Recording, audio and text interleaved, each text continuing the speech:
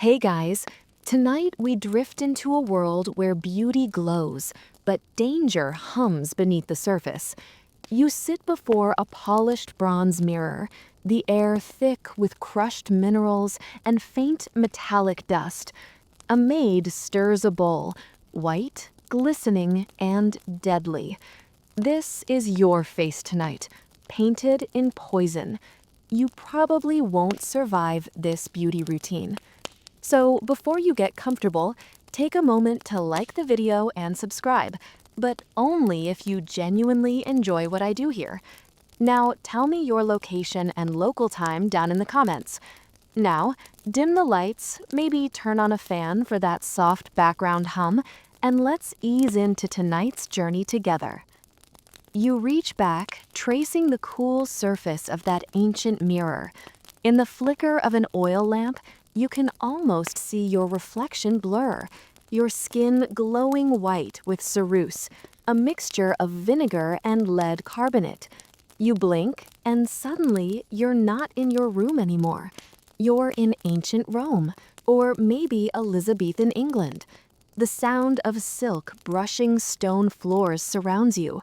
The richer the woman, the whiter her face. You dip your fingers into the mixture.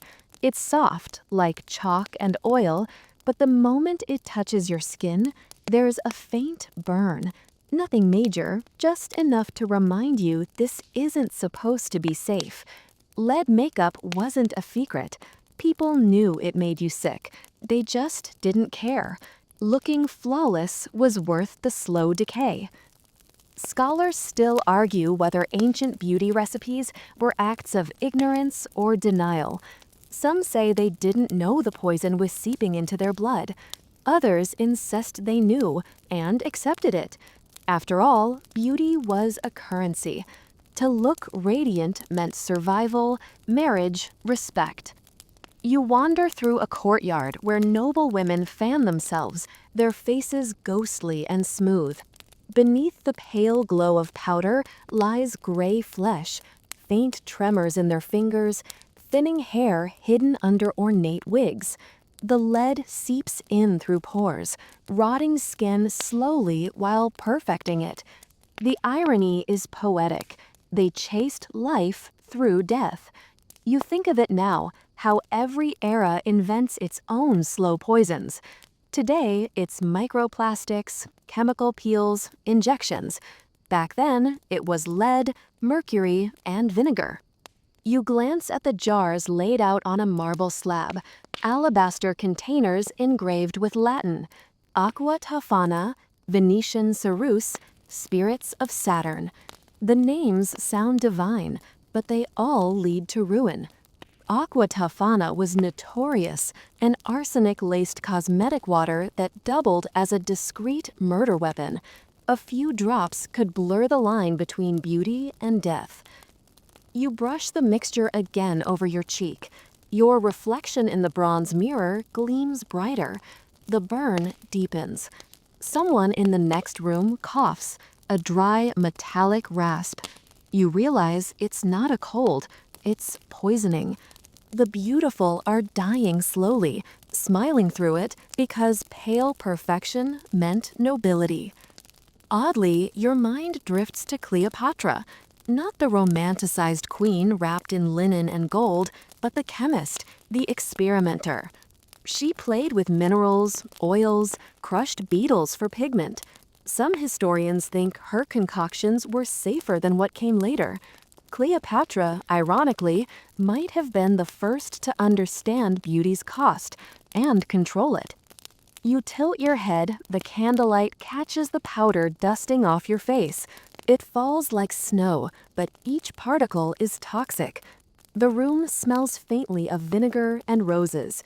You wonder if they even noticed the scent of death mingled in. You step outside, the night air cool against your skin. The lead powder cracks slightly. A servant follows, carrying perfume oil to mask the odor, mercury and jasmine. You're walking art, but also walking decay.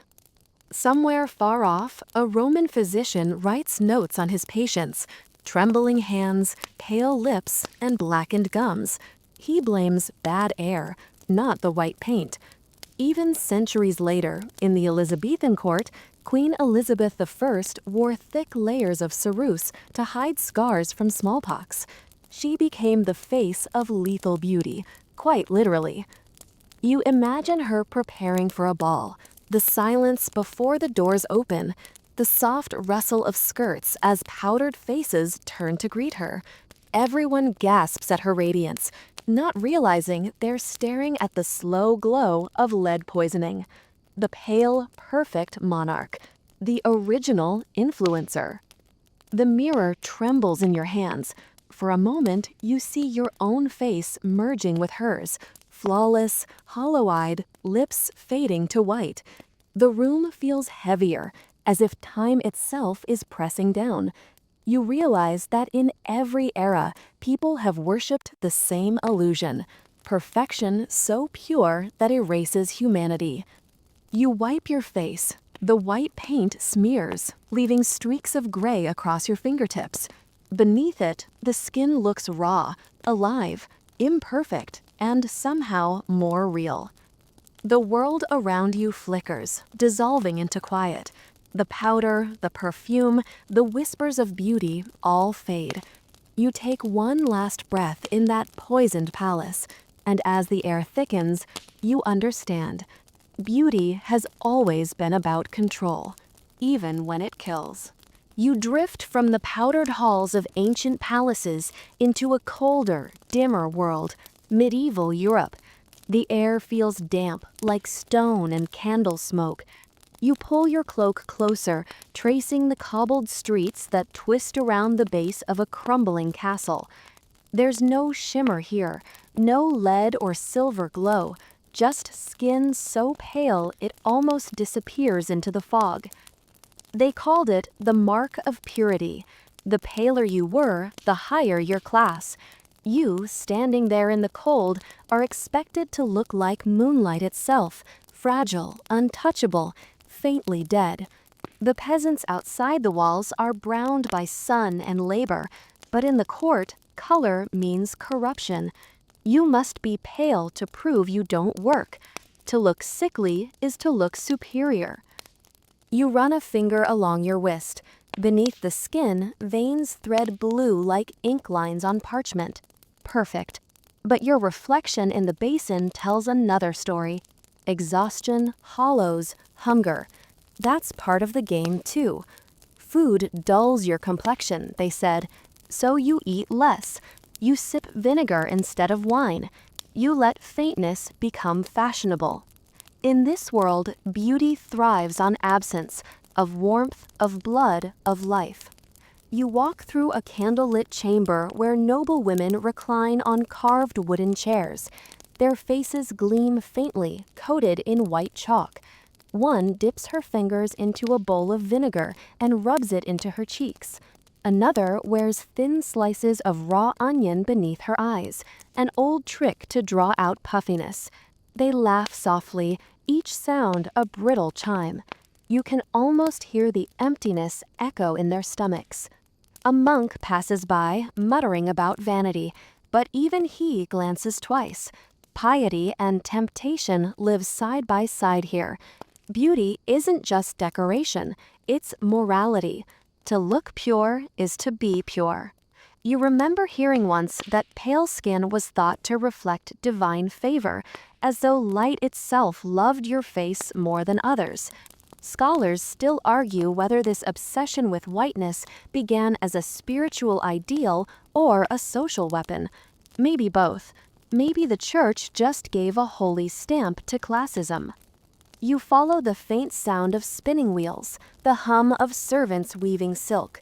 In the corner, a girl barely 16 sits under a window, the weak winter light falling over her face. She's beautiful, but too flushed. Her mistress frowns and orders her to apply Venetian water, a tonic of vinegar and herbs that promises to bleach the skin. It burns, of course. That's how you know it's working. The girl winces but smiles anyway. You feel her heartbeat quicken, her breath shallow. The smell of vinegar sharpens, mingling with wax and dust. Somewhere outside, a bell tolls the hour of prayer. You wonder if anyone ever prayed for her. Odd detail. In some places, women used leeches to drain excess blood from their faces, chasing that perfectly colorless look, bleeding to look beautiful. It's such a medieval contradiction, worshipping purity while slowly killing yourself for it. You wander deeper into the castle. Tapestries hang like shadows, scenes of saints and angels watching your every move. Beneath their woven eyes, people starve for beauty and call it devotion. You overhear whispers. A lady has fainted again at supper, praised for her delicate nature.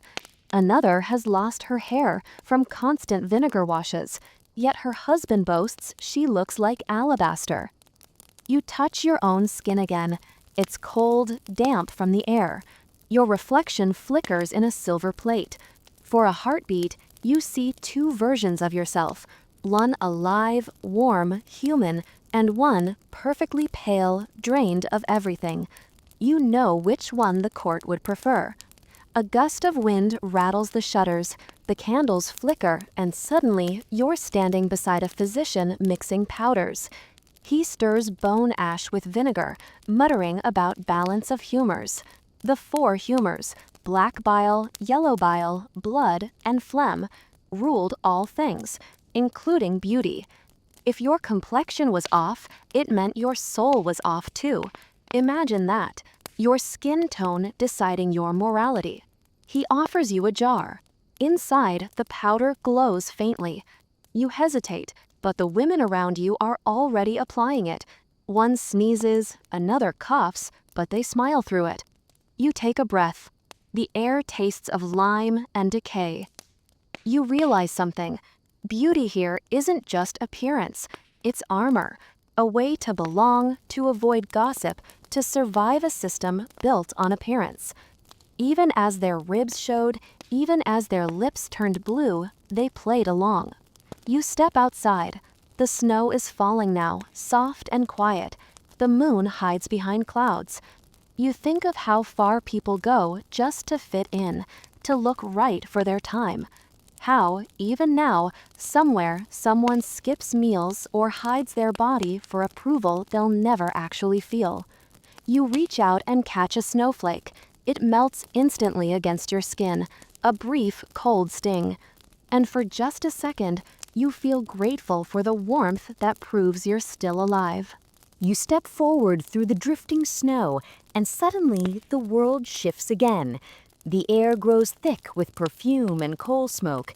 A faint piano tune echoes from somewhere above you. The year is somewhere in the 1800s now, the Victorian age, where beauty has become a full-time occupation, and suffering is the cost of elegance. You stand in front of a tall mirror framed in brass. Behind you, a maid laces up your corset.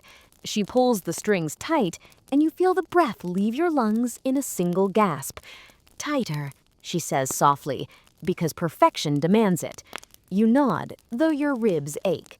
The corset creaks, the sound like bending wood. You can feel your waist shrinking, inch by inch, into the desired hourglass shape. You can't laugh, you can't bend, but you look stunning. At least, that's what the mirror says. In this world, beauty isn't about pleasure. It's about endurance. A woman's silhouette is her worth. The smaller her waist, the higher her status. A 16-inch waist meant ultimate refinement, and sometimes fainting before dinner meant success. You try to breathe shallowly. Every inhale feels like swallowing glass. Scholars still argue whether Victorian women truly loved the corset or simply submitted to it. Some claim it gave them power, shaping their bodies into symbols of control in a world that denied them agency. Others say it was nothing but slow suffocation dressed as fashion.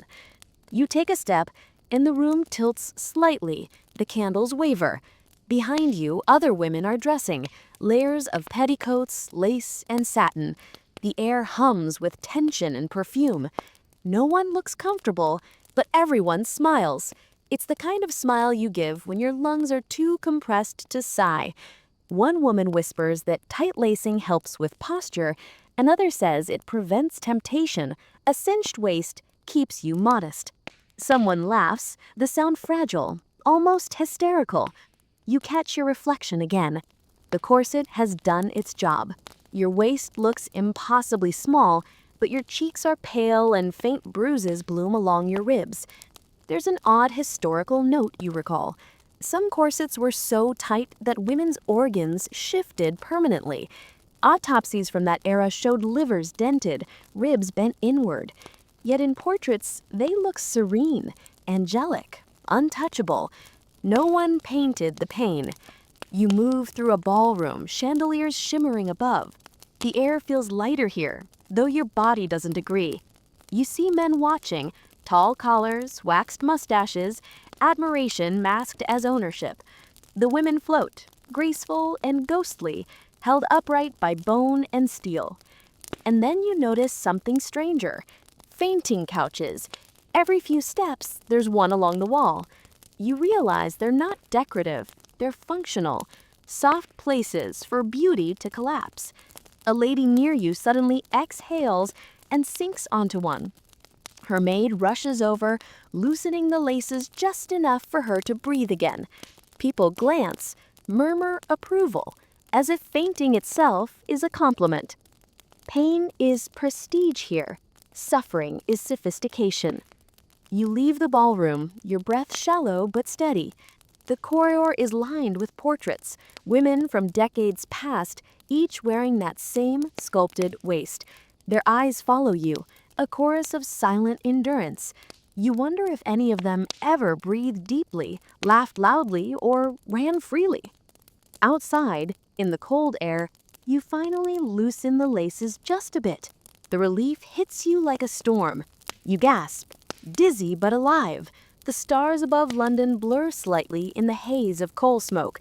You can smell perfume and horse dung mingling in the wind, the strange perfume of civilization. And then, in a small shop window, you see a newspaper headline. Modern medicine warns against tight lacing, dangerous to health. You laugh quietly. Progress always arrives a century too late. Inside the shop, a clerk arranges mannequins wearing new health corsets. Flexible, breathable, less deadly, allegedly. You touch the fabric, soft against your fingertips. It feels like freedom, but you know it's just the illusion of it. Beauty doesn't give up control that easily. The clerk smiles politely and says, "A lady must always shape herself before she shapes the world." You nod, but as you step away, you wonder, what if the world shaped women to fit its cage, not the other way around? A carriage rattles past. You feel the city breathe, slow, industrial, ambitious. Behind every curtain, someone's pulling a corset tighter. Somewhere else, a factory girl coughs from coal dust, her own kind of suffocation. Different class, same pressure. You take one last look at the mirror in the shop window. The reflection shows not just your body, but your boundaries, the physical manifestation of a society terrified of a woman taking up too much space. And as you fade from that gaslit street, the corset unlaces itself, like a ghost finally exhaling. You take that long, shivering breath of freedom, and before you can exhale, the air around you changes. The thick London smoke dissolves into golden sunlight, filtering through high Renaissance windows. The scent of paint, oil, and burning herbs fills your lungs. You stand now in a chamber lined with mirrors and silk drapes. Florence, perhaps, or Venice. The world has rediscovered beauty, art, and human form, but at a terrible price. You catch sight of yourself in the mirror, skin pale and luminous, hair glimmering like strands of sunlight. It's not natural, of course. It never is. The servant beside you stirs a bowl of strange-smelling liquid, thick and milky, flecked with something that glitters faintly under the light. You ask what it is. She smiles. Aqua bianca, a mixture of vinegar, mercury, and powdered eggshell. It gives the skin purity, she says. You run a finger through it and it tingles. When she paints it on your face, it burns. But the mirror loves you for it. Renaissance beauty is a spectacle, a war between elegance and endurance. You step into the corridor, passing frescoes of angels with perfect hair and perfect flesh. Perfection has become a religion, and pain, the ritual of worship. The women here dream of golden hair and ivory skin, just like the saints painted on cathedral walls. You can't help but notice the irony. To look divine, they must suffer like martyrs. Scholars still argue whether these beauty ideals came from spiritual purity or from art itself. Painters like Botticelli and Leonardo da Vinci immortalized women as near divine creatures, serene, translucent, otherworldly. But behind every painting was a real woman, squinting in the sunlight, her scalp raw from the bleach, her breath shallow from the scent of mercury.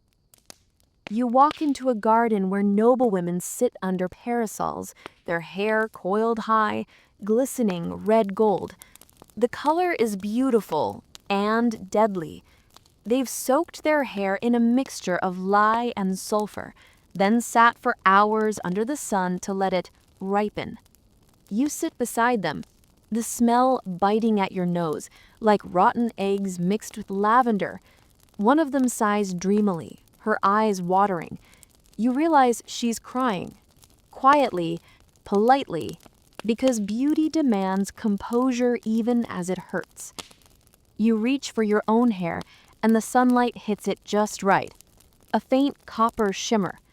It's beautiful, but brittle. A few strands fall loose, breaking apart like dry leaves. Inside, another group of women gathers near a vanity, grinding pearls into fine dust. They mix it with honey and white lead to create a glow. You remember what lead does. You've seen its work. Still, you touch the jar, curious. It's cool, smooth, deadly sophistication in a tiny pot. And yet you understand it. The Renaissance is obsessed with rebirth, with transformation. Every artist wants to capture light, and every woman wants to be it. To glow, even if it means burning from within. You pass through an artist's studio. On the easel stands a half-finished portrait, a woman with hair like fire and skin like moonlight. The artist adjusts her posture. "Don't breathe," he murmurs, sketching fast. You can see her shoulders trembling. The corset beneath her gown is tight, her head tilted at an impossible angle. But she doesn't move. Her beauty will outlive her discomfort. That's the deal. He glances at you, then at the model.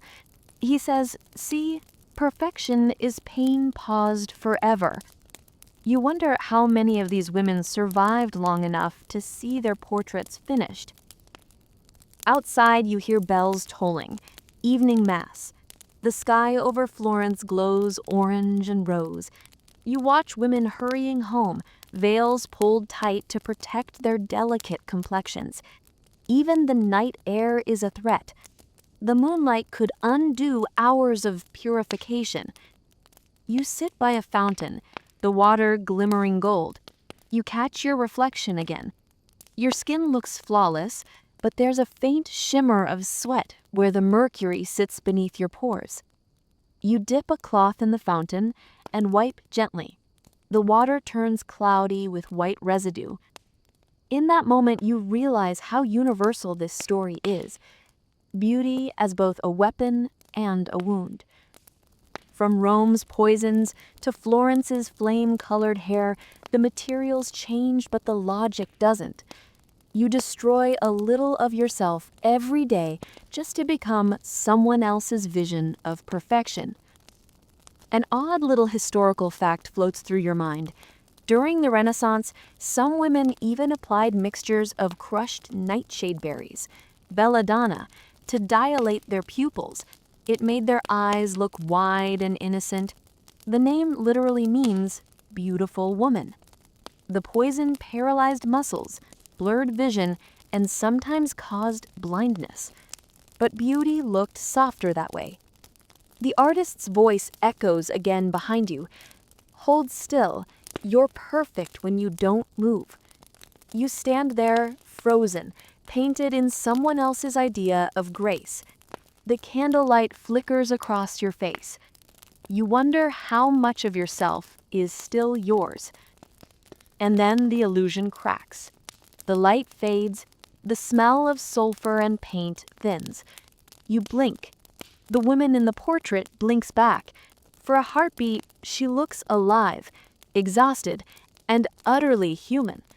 She whispers, "Don't forget us." And then she fades into pigment. You stand alone in the quiet studio, surrounded by ghosts made beautiful. You stroll into the opulent halls of 18th century France, where sunlight dances off gilded mirrors and the air smells of lavender, burnt wax, and faintly something sweeter, something decaying. Here, in the salons of Versailles and the grand townhouses of the aristocracy, you notice a curious pattern, a pattern that makes your stomach turn just slightly. The upper classes, the elite, the crowned and courted, smile proudly, without all of their teeth. You tilt your head, puzzled. At first, it seems like poor dental hygiene, a mark of age or neglect. But then you realize it's deliberate. Toothlessness is fashionable. Yes, in this gilded world of powdered wigs and embroidered coats, losing teeth is not a tragedy. It is a status symbol. To have a few teeth missing marks refinement, sophistication, and the luxury to endure elective pain. The elite do not grind their teeth carelessly, they remove them purposefully. Each extraction is an unspoken announcement. I am rich enough to survive this discomfort and clever enough to turn it into beauty. You wander past a table where a dentist, more accurately a cosmetic dentist, prepares gleaming replacements. Gold, ivory, and sometimes even jewels are embedded into bridges and dentures. You pick one up. It sparkles faintly in the candlelight. It is heavy, unnatural, yet undeniably alluring in a perverse way. A young duchess enters the room, her powdered wig swaying with every step, and she flashes her toothless smile. Her replacement teeth catch the light, and for a moment the effect is mesmerizing. She is beautiful, elegant, untouchable, and slightly horrifying. The salons are alive with laughter and music, violins playing soft tunes. But behind every laugh is discomfort. Extracting teeth was far from painless. Without modern anesthesia, each removal was agonizing. You imagine sitting in that chair, fingers clenched, wax in your mouth, a noblewoman humming to distract herself from the throb in her jaw. Yet, she sits upright, corseted and powdered, because beauty here requires composure, endurance, and a willingness to sacrifice normal function for aesthetics. Scholars still argue whether this trend arose purely from vanity or as a social stratagem. Some suggest the aristocracy sought to distinguish themselves from the lower classes, who kept their teeth for survival and function. Toothlessness becomes a badge of privilege, a quiet demonstration that you can afford to replace natural function with artifice. In a society obsessed with appearances, it is the ultimate statement. Life itself can be bent, altered, and decorated to suit fashion. You wander past a mirror, catching your reflection alongside the gilded frames. You see a woman brushing a fine brush over her teeth, polishing gold bits embedded into her gums. The faint metallic tang lingers in the air. She smiles at you, her eyes glinting with pride. There's humor in the absurdity, almost a cheeky joke if you could laugh. Who knew tooth loss could be stylish? But you don't. You feel the weight of centuries of expectation pressing down. Beauty is power, And here, power comes with pain. Oddly, the aristocrats' obsession didn't stop at replacing lost teeth. Some wore full sets of faux teeth in ivory, designed not just for function but for aesthetics. They were painted to match the color of powder or enamel, and sometimes decorated with subtle etchings or small gemstones. Imagine biting into a pear or sipping a cup of wine, careful not to chip your gleaming artificial teeth. Every meal becomes an exercise in grace, an extension of the performance of beauty. You step outside into the gardens where fountains bubble and trimmed hedges cast long, deliberate shadows. You see ladies walking, fans in hand, mouths gleaming in carefully arranged smiles. You wonder what it must feel like, the subtle ache in the gums, the weight of the replacements, the constant awareness that every expression is curated, rehearsed. In this world, spontaneity is dangerous. Perfection is the currency of survival. You notice a man watching from a distance, a gentleman in knee breeches and a powdered wig. He notices the same smiles and whispers to his companion, "They endure everything for beauty." Scholars still argue whether men admired the toothless elegance purely for aesthetics or because it reinforced societal hierarchies. Perhaps both. Perhaps toothlessness is a silent contract.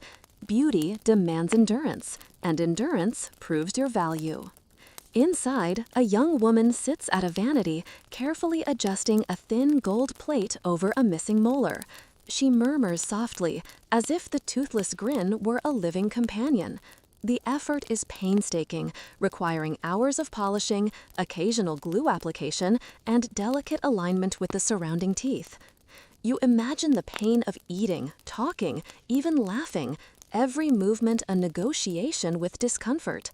And yet, when she finally rises, her smile gleams with the unnatural perfection of someone who has endured, performed, and emerged victorious. You follow her through the candlelit halls, past portraits of women frozen in mid-smile. You notice subtle hints, gaps, metallic glints, and you realize the artists were in on it. Toothless grins are immortalized alongside silk dresses, powdered cheeks, and intricate hairstyles. Aesthetic triumph over human fragility. The absurdity and the horror entwine. Outside, the air smells faintly of roses and horse manure. You inhale deeply, noticing how fresh air feels foreign after the scented, gilded interior. Somewhere, laughter echoes faintly, masking the reality beneath: blood, dental tools, and the quiet agony of sacrificed teeth. You wonder how many women laughed in public while wincing in secret. And then it strikes you. Beauty in 18th century France was a performance in every sense. To smile with toothlessness was to declare social status, elegance, and mastery over the natural limits of the human body. You touch your own jaw gently, imagining what it would feel like to extract your teeth for fashion. The thought is both revolting and strangely captivating. Finally, you step into a quiet corridor lined with mirrors. You stare at your reflection, imagining yourself with gaps, gold, and ivory shining. For a fleeting moment, you see centuries of ambition, vanity, and endurance all captured in that smile. The candlelight flickers, and the faces of women past whisper across time. Beauty costs, always, and in France, it cost teeth. You now travel eastward to the misty mountains and bamboo forests of ancient China, where the delicate art of beauty takes a cruel, almost ritualistic form. The faint scent of ink, tea, and sandalwood drifts through the air as you enter a quiet chamber. There, you see young girls, no older than 10, sitting on low wooden stools, their feet wrapped tightly in cloth. You realize immediately this is foot binding. Pain, patience, and obsession all twisted together into tiny, fragile shoes. The bindings are tight, almost impossibly so. You watch as the girls' toes curl painfully beneath the arch, their heels drawn together. Each fold, each knot is a promise of social mobility, marital prospects, and adherence to cultural ideals. Scholars still argue whether foot binding was purely an instrument of beauty or also a method of control over women's bodies. Either way, you feel the sharp sting of reality. Elegance requires agony. You see a young girl grimace as her mother adjusts the bindings, checking that each fold presses just so. The sound is subtle, a soft, quiet whimper, almost masked by the chanting of distant monks. Every movement is deliberate, every step calculated. Once complete, the feet will be no longer than 4 inches. These lotus feet are seen as the height of attractiveness, elegance, and refinement. Oddly, the room smells faintly of herbs and wine, meant to numb the pain and prevent infection. You watch the mother dip a thin brush into a dark mixture of herbs and oil, rubbing it onto the child's tiny toes. Despite the soothing ritual, the reality is clear. The process leaves permanent damage. Bones break, arches shift unnaturally, yet the expectation persists. Beauty demands sacrifice, and in this culture, the sacrifice is literal. You follow the girls outside, their tiny steps cautious, measured. Each stride is deliberate, almost ceremonial. Even walking is an exercise in grace under duress. You try to imagine the strength required to balance on such delicate feet while wearing ornate silk robes that brush the ground. Every movement is a performance, every glance a judgment. Inside the courtyard, mothers instruct daughters on posture, hand placement, and movement. Even their gaze is rigid, demanding perfection. You notice older women walking with a slight sway, the result of decades of constrained feet. Pain has sculpted their gait into elegance, discomfort into refinement. They smile politely at the visitors, hiding the weariness behind porcelain masks of composure. You recall tales of concubines and empresses whose bound feet were celebrated in art and poetry. The golden lotus became a symbol not just of beauty, but of status, desire, and social obedience. A man's admiration often determined a woman's future. To endure the pain of foot binding was to secure opportunity, respect, and, paradoxically, power within limited confines. As you wander through the gardens, you hear whispers about rebellion, rare though it was. Some girls resisted, ran, or attempted to loosen the bindings, only to be coerced back into tradition. Pain, they were told, was beauty, endurance, virtue. The faint echo of crying mingles with birdsong, a subtle, haunting reminder of human cost. You sit by a lotus pond, watching the water ripple in soft circles. The girls practice walking in miniature silk slippers, careful not to disturb the surface. The reflection shows elegance overlaying suffering. Each step leaves a faint trace of red beneath the fabric, a quiet testimony to endurance. You feel the weight of centuries pressing into the present, a reminder that beauty has always demanded sacrifice. Outside, the wind carries the faint scent of pine and smoke from nearby kitchens. You close your eyes and imagine stepping with bound feet, every movement stiff, every stride measured, each one a quiet act of compliance with ideals imposed before birth. The elegance is undeniable, the pain undeniable, yet intertwined inseparably. Oddly, you notice that even in rebellion, the obsession with small, perfect feet lingers.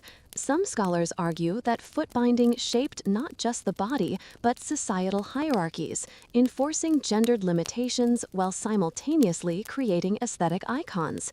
You realize the paradox: control and admiration, pain and beauty, oppression and allure, all existing in the same delicate foot.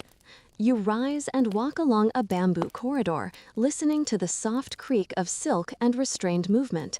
Each step, each measured shift of weight, is an echo of devotion, endurance, and the timeless tension between aesthetics and humanity. You glance at your own feet, imagining the compression, the bend, the tiny shoes forced into form.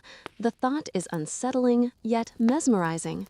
As the sun dips, casting long shadows across the courtyard, you understand the full gravity. In this culture, the ultimate elegance is a quiet endurance of agony, and the ultimate beauty is never natural. It is forged from pain, tradition, and silent, unwavering compliance. You drift into the perfumed halls of early modern Europe, where beauty has taken on an olfactory obsession. The scent of roses, musk, and exotic spices permeates the air, yet beneath it lurks something far more sinister. You see bottles lined on gilded shelves, each containing liquids promising allure, freshness, and irresistible charm, but you know better. Some carry arsenic, mercury, and other poisons. To smell divine, one had to flirt with death. Perfume is power here. Nobles spritz themselves before balls and dinners, masking natural odor with intoxicating, deadly concoctions. Women dab a little on their necks, wrists, and even inside gloves. Men follow suit, layering scents in an olfactory duel of status and seduction. Scholars still argue whether these toxic mixtures were a choice or a necessity, a defense against poor hygiene, or a deliberate enhancement of perceived sophistication. You reach for a vial labeled Eau de Jolie, and your fingers tingle. The liquid glistens in candlelight, sweet but acrid. The scent lingers in your nostrils, almost addictive. It's a dangerous indulgence. A few drops can brighten a complexion, lift spirits, and attract attention. Too many, however, and dizziness, nausea, or even death may follow. Beauty, you realize, is literally intoxicating. You wander past women preparing for the evening. One lifts her veil, revealing pale cheeks painted with rouge, crimson, dangerously close to the line between health and poison. She waves a perfumed hand, and the air is instantly heavy with a floral haze. Another checks a powdery mask on her face, patting it with a gloved hand, ignoring the faint burn from arsenic-infused ingredients. Oddly, you notice some bottles are marked with small symbols: skulls, stars, suns, a subtle warning system, or perhaps just artistry. The deadly allure of perfume is celebrated in diaries and letters. One must smell like paradise, even if it costs the soul, a duchess once wrote. You shiver, inhaling the fragrance again, feeling a faint headache begin. You walk through a gallery where powdered faces gaze from portraits. The women all wear subtle smiles, each subtly scented with the invisible touch of poison. Guests at the time would have detected the faint metallic tang in the air, but it was considered part of the charm.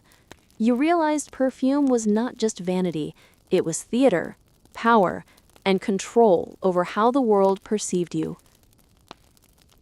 In the gardens outside, ladies wave delicate fans, fanning scent toward potential suitors. The summer heat intensifies the chemical's effect, and the faint metallic aroma of lead-laced powder mingles with the flowery, toxic perfumes. You think of the leeways between charm and danger. A misstep, a few extra drops, a misjudged inhalation.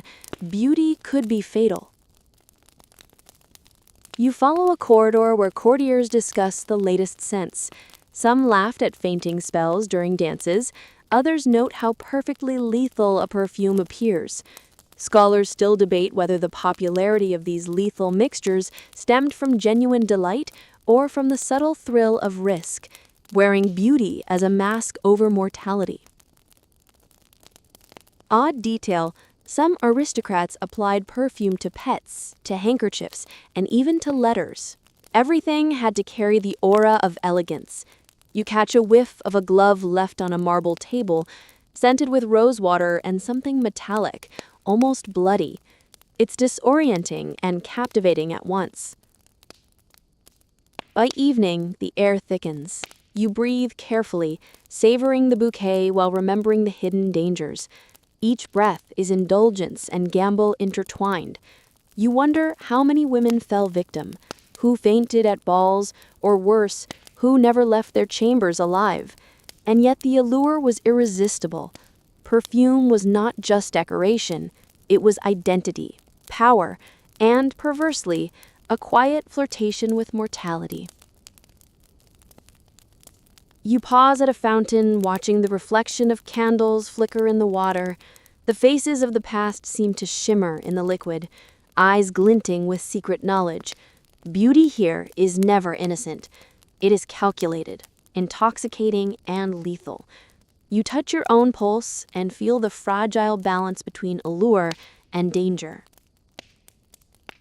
And as the night draws in, the faint scent lingers in your memory, a reminder that in the pursuit of perfection, humans have always flirted with death, sometimes deliberately, sometimes unknowingly. The perfumes vanish slowly into the shadows, but the lesson remains. Beauty is never without cost. You find yourself transported to the ornate courts of Edo period Japan, where beauty is codified, ritualized, and in some ways painfully restrictive. The faint scent of incense and lacquered wood fills your senses as you step onto tatami mats. You notice women in elaborate kimonos, faces painted stark white, lips crimson, eyebrows shaved and redrawn in delicate arcs. You realize immediately, here, beauty is art, and the canvas is the body itself. You watch a young woman lift her sleeve, revealing her hands dyed in a faint pale pink. Her skin is smooth, polished with rice powder and crushed pearls. She adjusts her obi, tightening it to shape her posture into perfect elegance. Scholars still argue whether these elaborate rituals were primarily aesthetic or a demonstration of social control, teaching women self-discipline alongside style. Oddly, you notice the woman's hair, piled high in elaborate structures, weighted with pins and combs. Maintaining these towering coifs requires hours of preparation, daily oiling with camellia oil, and careful avoidance of sleep that might ruin the arrangement. Beauty here demands patience, time, and endurance, not just an ideal, but a daily performance of perfection. You watch her to a mirrored alcove where attendants help her with the subtle application of oshiroi, the thick white powder covering the face and neck. The nape of the neck is deliberately left slightly exposed, a small, teasing hint of natural skin amidst a field of porcelain. This detail is highly prized in court circles. You touch the powder lightly, it clings to your fingers, faintly fragrant but drying, masking natural warmth. In the gardens outside, women walk carefully along stone paths, their steps measured to prevent skirts from swaying too dramatically. The kimono and obi enforce a rigid posture, restricting motion and breathing subtly. Pain, you realize, is hidden beneath elegance. Scholars still debate the long-term health effects, from constricted organs to fainting spells, but for centuries, this strict beauty code ruled. You pause beside a koi pond, watching reflections ripple under the moonlight. A geisha dips her brush into red ink, carefully painting lips in a perfect heart shape. The precision is extraordinary, but every movement is controlled, rehearsed, and physically taxing. You notice her gaze, calm but vigilant. She must maintain composure even as her muscles strain beneath restrictive garments and her skin heavy with layers of powder. Odd detail, some women even used lead-based pigments for teeth whitening, creating a faint metallic sheen that complemented the contrast of crimson lips. It's a small indulgence, but a dangerous one. You imagine how these women balanced allure with hidden discomfort, knowing that every flicker of imperfection could diminish their social standing. The air is alive with whispers of beauty secrets, scented oils, rice powder, herbal treatments to smooth skin, hair treatments to maintain shine, and strict dietary rules to preserve slenderness. Every detail is scrutinized, every deviation punished by social ridicule. You watch a young apprentice struggle to adjust her kimono without assistance, wincing at the tight folds. Even minor errors carry significance. You wander back indoors, passing lacquered screens adorned with painted cherry blossoms. The women perform a quiet choreography, each movement a blend of grace and discipline. The process is mesmerizing and exhausting. Oddly, you can almost hear centuries of whispered advice echoing: patience, endurance, elegance. Finally, you rest near a low window, watching the moonlight glint off lacquered floors and silk robes. For a fleeting moment, beauty seems peaceful, delicate, almost magical. But beneath it lies a truth you cannot ignore. Elegance in Edo-era Japan required sacrifice, discomfort, and constant vigilance. Every perfect face, every painted smile, every elegant posture carries the weight of tradition, endurance, and a hidden ache. And as you leave the chamber, the fragrance of incense lingers, mingling with the memory of porcelain faces and crimson lips, a reminder that beauty, however enchanting, has always demanded endurance, subtle pain, and devotion beyond imagination. You are suddenly in the candlelit courts of Victorian England, where beauty has become a complex interplay of fashion, health, and unspoken social rules. The air smells faintly of wax, lavender, and the metallic tang of lead-based powders. Women glide across polished floors in layered skirts, stiff bodices, and delicate gloves, their faces painted pale, lips faintly red. Every detail is intentional, every movement a performance of elegance, endurance, and societal expectation. You notice something subtle but shocking. Many women have artificially elongated necks, not by surgery, of course, but through the use of restrictive collars and posture devices. The goal is to emulate the grace of swans, long, delicate, seemingly effortless. You watch a young lady adjusting her standing collar, grimacing slightly. Scholars still argue whether these devices were purely aesthetic or also tools of social discipline. Either way, you feel the constriction pressing against her skin, an invisible yet persistent ache.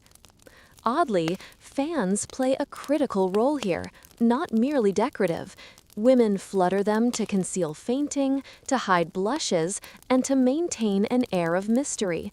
The faint rustle of fabric against lace is almost hypnotic, masking the hidden stress of breathless corsets and carefully controlled postures.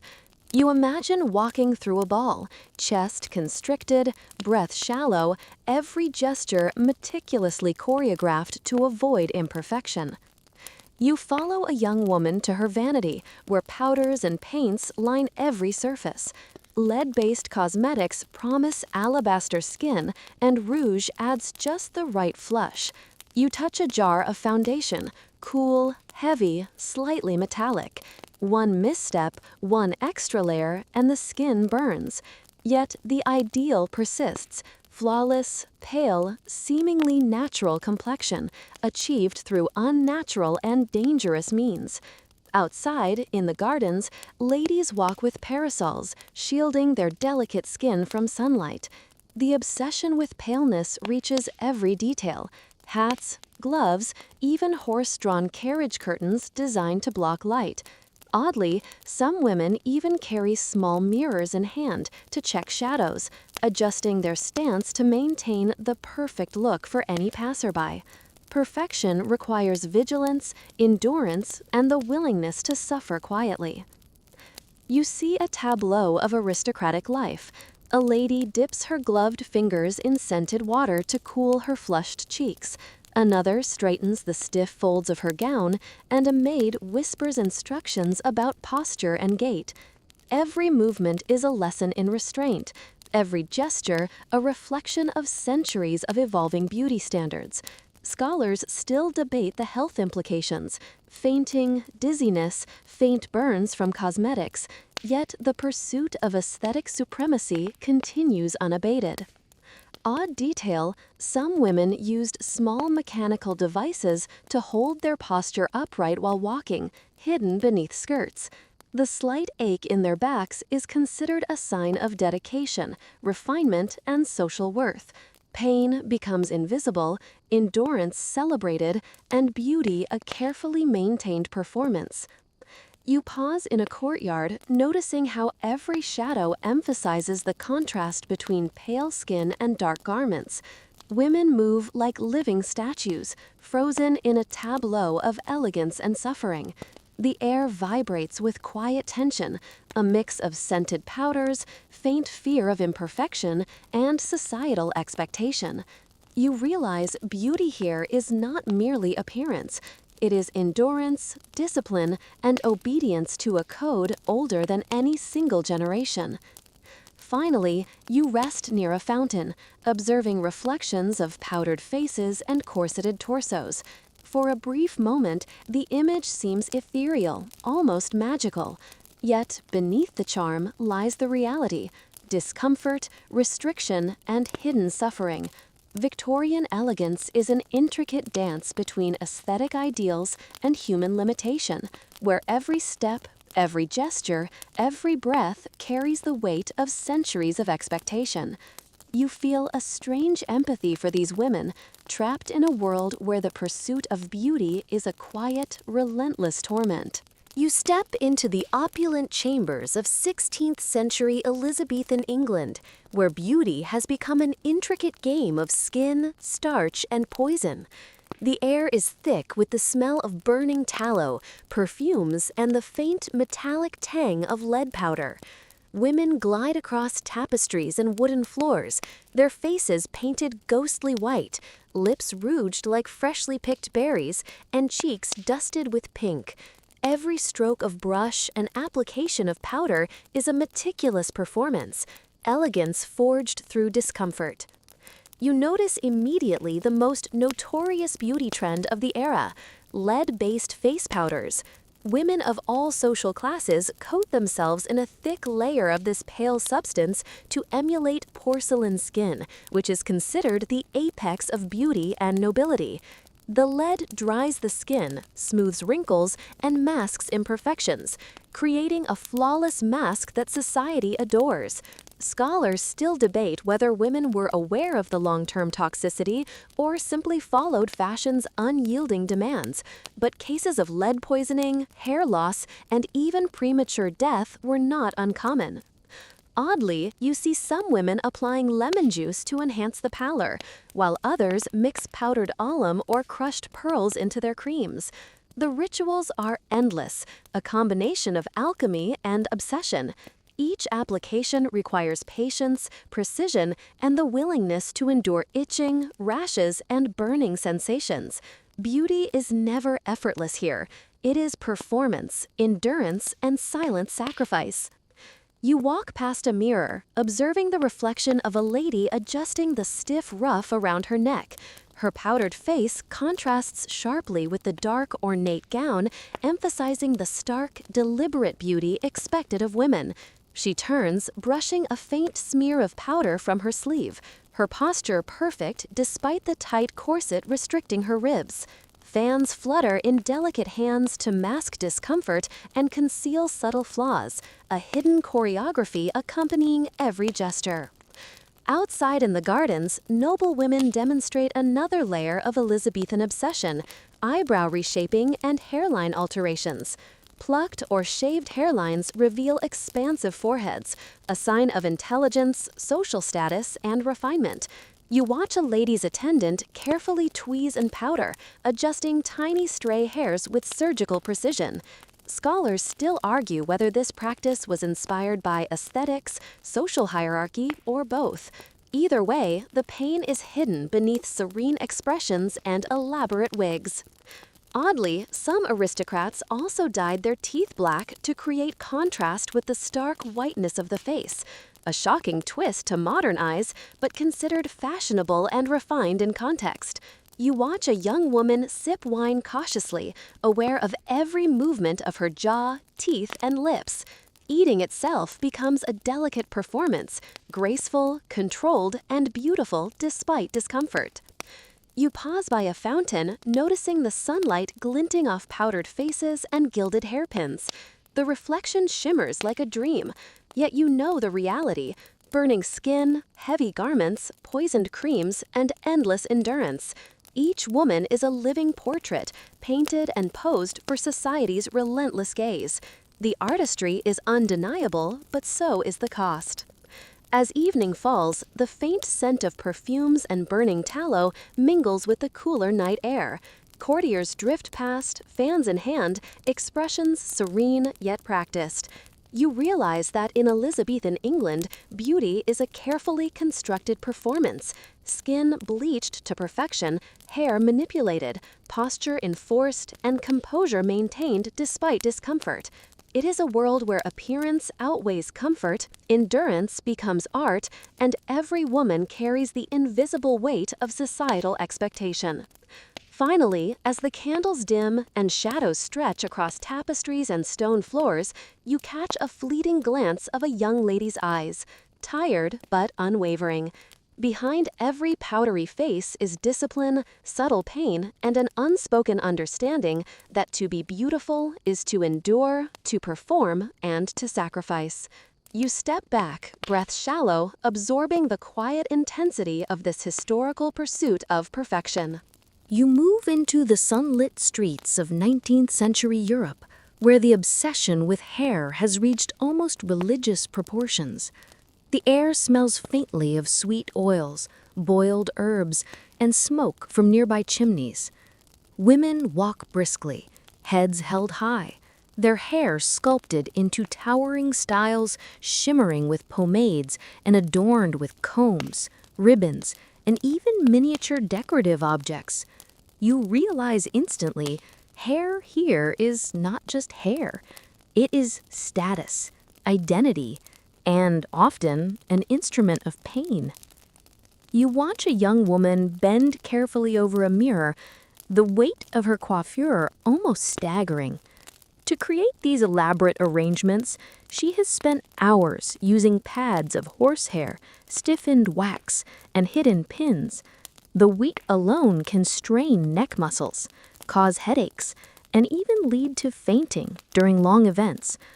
Scholars still argue whether the practice was primarily aesthetic or social, a marker of class, refinement, and patience. Either way, you feel the tension in her posture, the subtle tremor as she adjusts the intricate mass above her head. Oddly, some women sleep seated upright for weeks at a time, propped with pillows to preserve their hairstyles. The sheer dedication is staggering, the discomfort normalized by the belief that beauty must never yield to ease. You can almost hear the whispered advice of hairdressers and matrons: hold still, endure, and let elegance triumph over comfort. The young woman shifts slightly, grimacing, but does not complain. Expression must remain serene, flawless, and poised. You follow her down a crowded ballroom, the floor creaking beneath the weight of gowns and hooped skirts. Her hair sways imperceptibly as she moves, yet each subtle tilt has been carefully rehearsed. Fans flutter in gloved hands, helping to distract from fatigue and draw attention to the meticulously arranged tresses. Observers marvel at the height, shine, and symmetry, unaware of the silent struggle beneath. Beauty here is endurance made visible.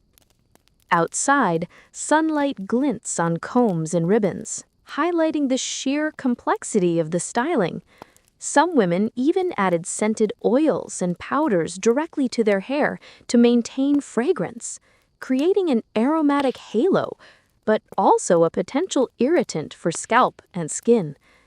You notice a young apprentice brushing hair, her knuckles white with effort, guiding each lock into place. Even minor errors, a misplaced curl, an uneven coil, could attract judgment, quietly, yet intensely. Oddly, in some elite salons, women incorporated live flowers, small ornaments, or even tiny birds into their coiffures. These living decorations added beauty, status, and novelty, but required careful attention and caused additional discomfort. Scholars still debate how many of these practices were widely adopted versus limited to court spectacle. Yet the image endures: beauty fused with endurance, display, and meticulous, often painful preparation. You pause in a hallway, listening to faint laughter and the soft clatter of skirts. The weight of centuries of expectation presses in as every gesture, every movement, every tilt of the head carries significance. You watch reflections ripple in mirrors, a sea of glistening, elaborate hairstyles, each one the product of silent discipline and physical strain. Pain is hidden beneath elegance, discomfort cloaked in beauty. As evening falls and candles flicker, you notice a faint sheen of sweat along a young woman's hairline. Despite the discomfort, her expression remains composed, serene, and mesmerizing. You feel a shiver of empathy. Beauty here is not simply an aesthetic pursuit. It is a sustained performance, a constant negotiation between endurance and appearance. The weight above her head, the strain in her neck, the precision of each curl, all of it speaks to a universal truth. Beauty has always demanded sacrifice. Finally, you step back into a quiet corridor, reflecting on what you've witnessed. Hair, once natural and effortless, has become a complex monument to patience, control, and societal expectation. The elaborate coiffes, the aromatic oils, the careful styling, every detail a marker of discipline, privilege, and silent pain. In this world, the perfect hairstyle is never free. It is purchased with discomfort, hours of labor, and an unwavering commitment to the ideals of beauty. You enter the dimly lit boudoirs of 17th century France, where elaborate hairstyles are not enough, and the obsession with body shape dominates every glance. The faint aroma of powder, perfume, and candle wax lingers as you watch women struggling into tightly laced corsets. Every inhale seems measured, every posture carefully engineered. The corset is more than fashion, it is a sculptor's tool, shaping flesh into the ideal of an hourglass figure. You notice the subtle shifts as a young lady adjusts the steel-boned corset around her torso. The tight lacing compresses ribs, rearranges internal organs, and restricts breathing, yet her expression remains serene. Scholars still argue whether extreme tight lacing was common or largely confined to court circles, but accounts of fainting, bruising, and discomfort suggest the price of fashion was real. Pain is hidden beneath elegance, and endurance is quietly celebrated. Oddly, women use pads, cushions, and stitched fabric to enhance hips and bosoms, creating exaggerated curves. The process is delicate, precise, and exhausting. Each adjustment of the corset requires care, or discomfort multiplies. Sharp pinches, bruising, and even fainting can result. Yet the goal is perfection, an impossible ideal that governs social interaction, marriage prospects, and even self-esteem. You wander through a saloon where ladies discuss posture, balance, and poise. Fans, gloves, and walking sticks serve as both decoration and practical support. They conceal subtle struggles, shortness of breath, pinched skin, and strained muscles, ensuring the world sees only elegance. Each step, each movement is a demonstration of discipline, a quiet performance of beauty's demands. Outside, in a sun-dappled courtyard, women glide along pathways in their voluminous skirts.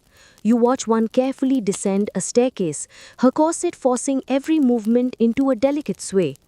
Oddly, servants carry cushions and pins, assisting with adjustments mid-walk. The tiniest shift could alter appearance, break symmetry, or even reveal fatigue.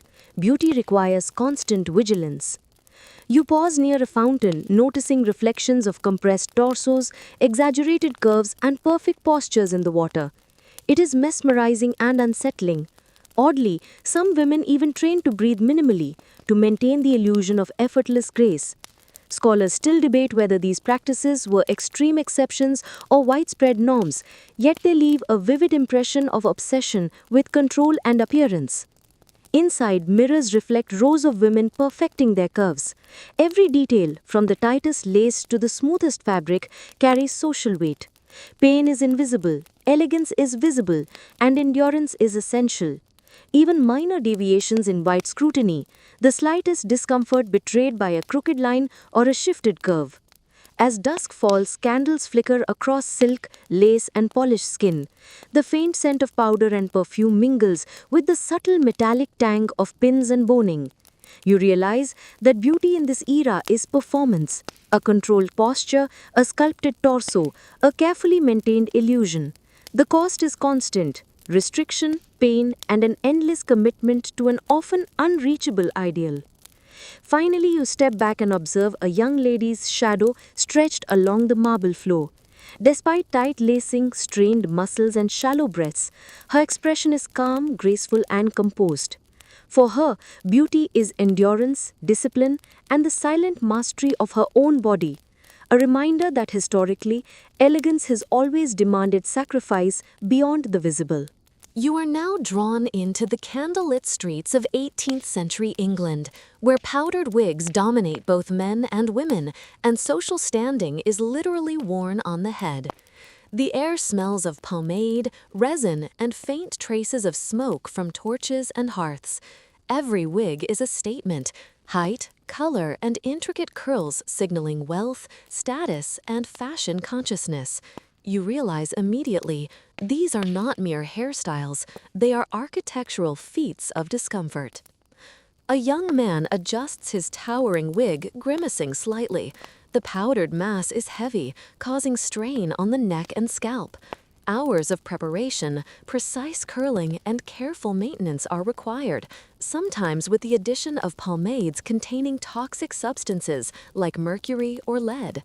Scholars still argue whether the trend was purely aesthetic or also a subtle form of social dominance, a visible marker separating elites from commoners. Either way, discomfort is unavoidable. Oddly, you notice tiny live birds sometimes perched in wigs during court events, a bizarre theatrical display meant to signal extravagance. Maintaining such displays requires immense patience and endurance. You watch a woman maneuver carefully through a crowded room, her head tilted to balance the elaborate curls. One wrong movement could topple hours of styling, reveal the weight of the structure, and invite social ridicule. You follow her to a mirror where attendants adjust powdered curls and secure pins. The scent of resin mingles with faint traces of scent powder, creating a pungent yet strangely intoxicating aroma. Odd detail, some aristocrats used small contraptions to allow subtle head movements without disturbing the wig, almost mechanical devices hidden beneath lace and silk. Pain is hidden, elegance is prioritized, and appearances must remain flawless. Outside, sunlight glints on powdered strands and intricate pearls. Men and women walk through courtyards and gardens, each step measured to prevent imbalance. Fans flutter, gloves are adjusted, and eyes flick to mirrors strategically placed along pathways. Scholars still debate how widespread extreme discomfort from wigs truly was, but accounts of headaches, neck pain, and fainting are consistent. Beauty, in this case, is literally a burden. You pause near a fountain, watching reflections of elaborate wigs mirrored in rippling water. The intricacy is mesmerizing. Curls, powders, adornments, and occasionally feathers or jewels, all perfectly arranged. Yet beneath each flourish is strain, subtle pain, and the constant vigilance necessary to maintain status. You imagine the hours spent adjusting, the aches endured, and the silent endurance required. Inside, candles flicker along paneled walls, highlighting rows of wigs in various stages of preparation. You notice attendants applying powders, brushing curls, and carefully weighing each ornament. Every detail is scrutinized, every movement calculated.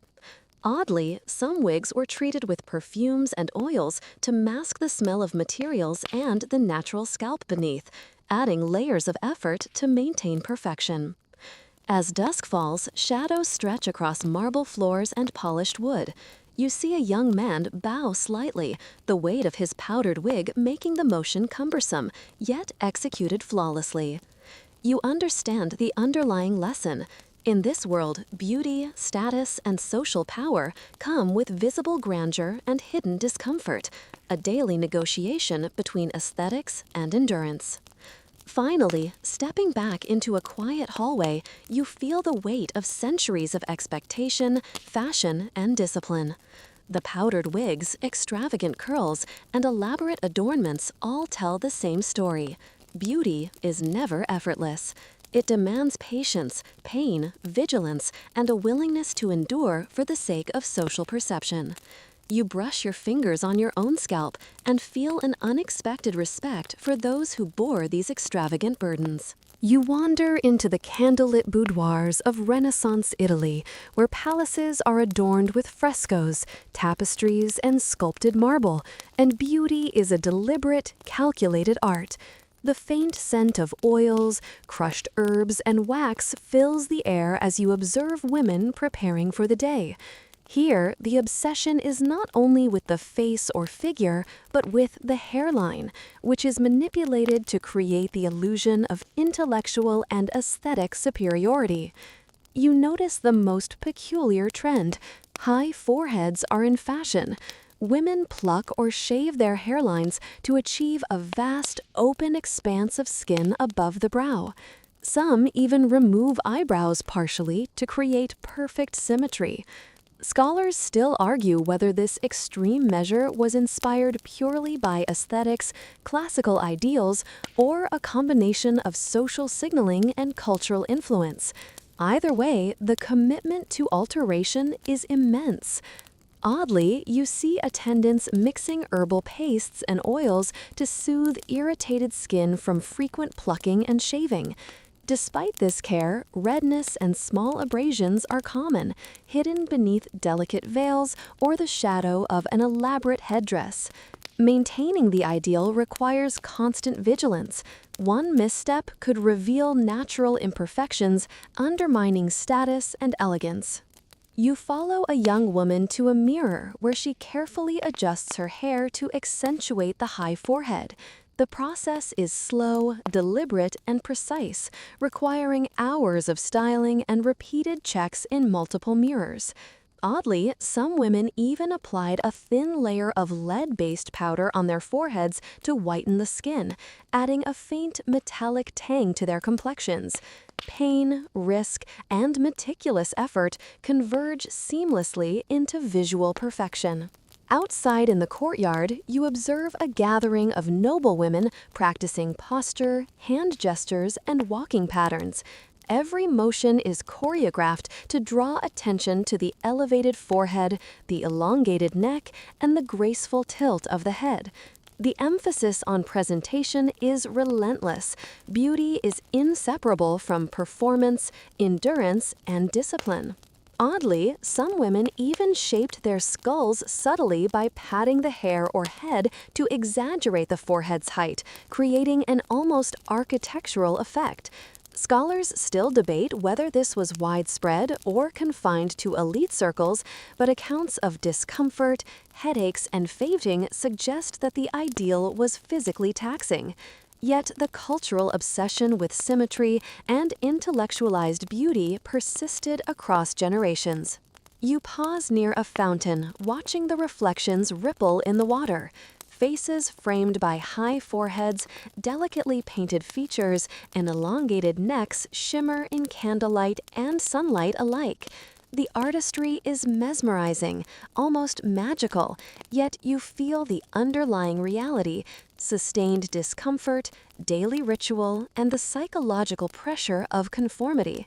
beauty demands constant vigilance and an unwavering commitment to ideals, often at the expense of natural comfort. As evening falls, the gentle flicker of candles casts shadows across frescoed walls. Women move with elegance, their gestures choreographed, their faces serene, hiding the pain and labor beneath. Every glance, every tilt of the head, every careful step speaks of a discipline that blends physical endurance, cultural expectation, and relentless pursuit of aesthetic perfection. Outside in the courtyard, you observe a gathering of noblewomen practicing posture, hand gestures, and walking patterns. Every motion is choreographed to draw attention to the elevated forehead, the elongated neck, and the graceful tilt of the head. The emphasis on presentation is relentless. Beauty is inseparable from performance, endurance, and discipline. Oddly, some women even shaped their skulls subtly by patting the hair or head to exaggerate the forehead's height, creating an almost architectural effect. Scholars still debate whether this was widespread or confined to elite circles, but accounts of discomfort, headaches, and fainting suggest that the ideal was physically taxing. Yet the cultural obsession with symmetry and intellectualized beauty persisted across generations. You pause near a fountain, watching the reflections ripple in the water. Faces framed by high foreheads, delicately painted features, and elongated necks shimmer in candlelight and sunlight alike. The artistry is mesmerizing, almost magical, yet you feel the underlying reality: sustained discomfort, daily ritual, and the psychological pressure of conformity. Beauty demands constant vigilance and an unwavering commitment to ideals, often at the expense of natural comfort. As evening falls, the gentle flicker of candles casts shadows across frescoed walls. Women move with elegance, their gestures choreographed, their faces serene, hiding the pain and labor beneath.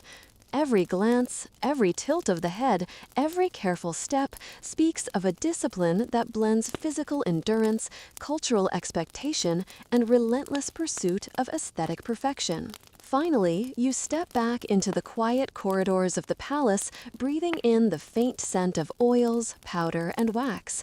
The high foreheads, plucked hairlines, and meticulously arranged hair tell the same story. Beauty is a commitment, a performance, and sometimes a silent endurance of discomfort. You touch your own brow thoughtfully, imagining the centuries of sacrifice that went into creating these ideals, and feel a mix of awe and unease at the historical devotion to aesthetic perfection. You step into the early 20th century, where technological advancement and shifting social norms collide with a relentless pursuit of beauty.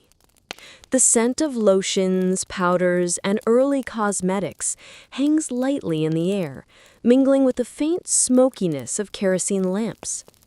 Women now experiment with products promising to smooth wrinkles, lighten skin, and reshape features, all while society whispers that only perfection is acceptable. You notice the dramatic obsession with the figure. Tightly laced corsets are being slowly replaced by more flexible girdles, yet the goal remains the same: an hourglass shape. Young women measure themselves obsessively, comparing waistlines, hip ratios, and bust dimensions. Scholars still debate whether these early girdles were gentler alternatives or simply a new method of control under the guise of comfort. Either way, the silent sacrifice persists. Oddly, you observe the rise of toilet preparations, creams, ointments, and powders that promise smooth skin, yet some contain dangerous chemicals like lead, mercury, or radium. Women apply them with faith, patience, and the faint risk of illness.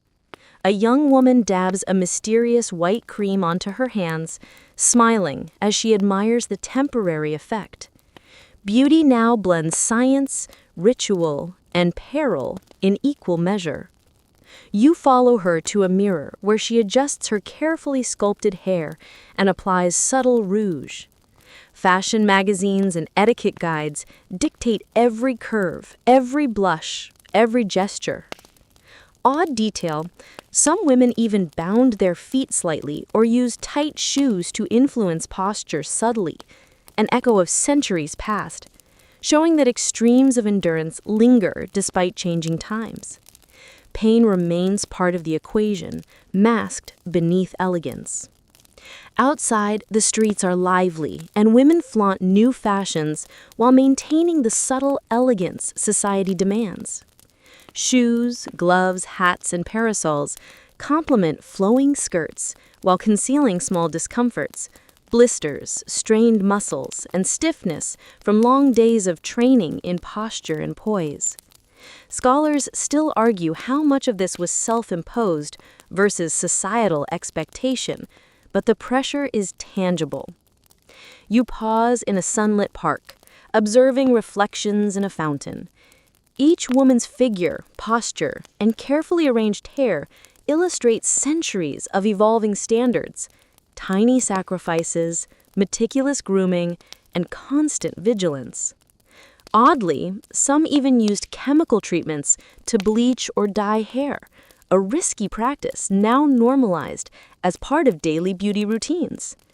Pain, danger, and endurance remain hidden beneath the surface. In nearby parlors, cosmetics line shelves, promising youth, beauty, and social acceptance. Women discuss creams, powders, and the newest inventions, often testing them on delicate skin. Odd detail, despite advertising claims, early products sometimes caused irritation, burns, or discoloration. Yet usage continues out of cultural pressure. You watch as a young woman adjusts her hat to cast the perfect shadow over her face, a subtle gesture masking countless hours of preparation. You walk through a corridor where mirrors multiply the image of carefully coiffed hair, pale skin, and sculpted figures. Every reflection shows discipline, artistry, and the quiet endurance required to maintain societal ideals. Oddly, laughter and chatter mask the small grimaces of fatigue and discomfort, an echo of a long history where beauty demanded persistence. As evening falls, candles flicker across polished floors and flowing skirts. Women move with grace, gestures deliberate, expressions serene, concealing the minor aches and pains endured for perfection. You realize that even in modernity, the echoes of past extremes persist. The pursuit of beauty is both art and silent endurance, blending innovation with tradition. Finally, as you step back from the parlor window and watch the streetlights illuminate the figures outside, you feel the weight of centuries of aesthetic expectation. Every powdered face, every sculpted figure, every measured gesture reflects the human desire to conform, captivate, and endure. Beauty is never effortless. It has always demanded sacrifice, vigilance, and quiet perseverance. And as you breathe in the faint scent of powders and creams, you understand fully. The pursuit of perfection has always been a balance of pain, patience, and cultural devotion. Now, as our journey through centuries of beauty concludes, let your mind drift slowly. Imagine stepping away from gilded chambers, scented boudoirs, and polished mirrors. The weight of powders, corsets, and elaborate hairstyles melts into the quiet night.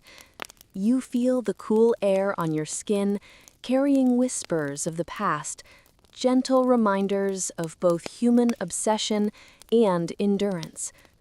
Visualize soft candlelight flickering against ancient walls, the faint scent of flowers and incense mingling with the memory of those long-ago rituals. The faces of countless women and men linger not in judgment, but as echoes of dedication, artistry, and resilience.